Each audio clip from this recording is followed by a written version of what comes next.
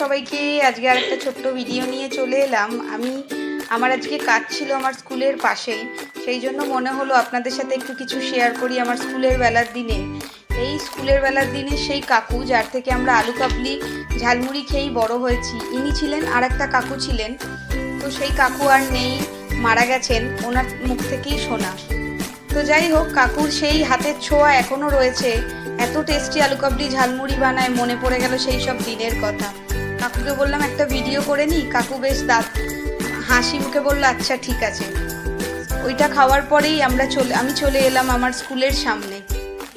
এই সেই আমার স্কুল, যেখানে আমি ছোট থেকেই বড় হয়েছি, এই স্কুলে পড়েই।